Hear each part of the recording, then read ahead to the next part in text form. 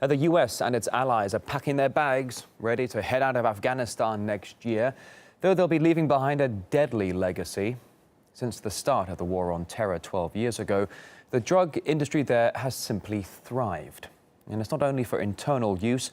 Afghan-made narcotics are being steadily appearing all over the world and have killed at least 1 million people. This report goes to RT's Gayane Chichakyan.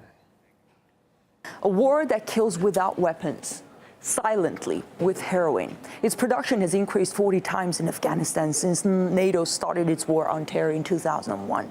Before that, the Taliban, as brutal as they were, had enforced a ban on poppy growing. They declared it was against their religion, so heroin production was very low. When the U.S. and allied forces invaded the country, they allowed Afghans to grow poppies. They saw it as a way to win locals' hearts and minds. The U.S. and allied forces have maintained that opium production provides a livelihood for Afghan farmers, but it's been destroying their lives, the lives of thousands of children. Around 300,000 Afghan children are now drug addicts. My colleague visited one family in Afghanistan. 3 mothers, all 3 addicted to opium, heroin, and marijuana. They blow opium in the face of their children to make them fall asleep so that the grown-ups can cater to their own addiction. They give marijuana to their very young children. They buy drugs before they buy food. Here's what their daughter said. My mother told me, let's go to the bazaar. I want to buy something for you. I said, really? We went, and my mother said to this man, do you want to buy this girl?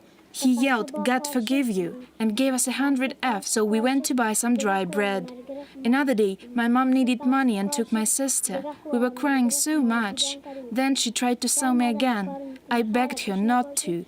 And she said that if I go to people's houses and beg, then she'll keep me. So that's what I do.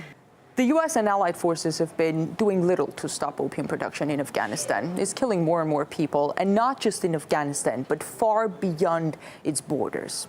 Afghanistan produces around 90% of the world's opium supply. The bulk of the 820 tons of heroin that comes out of Afghanistan every year ends up on the streets of Russia and Europe. The drug money feeds organized crime all over the globe.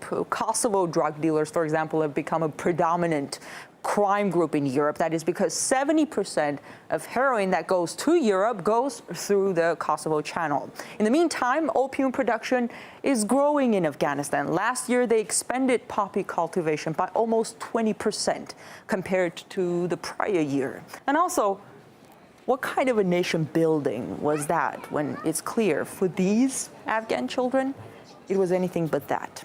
In Moscow, I'm Gayane Chichakyan.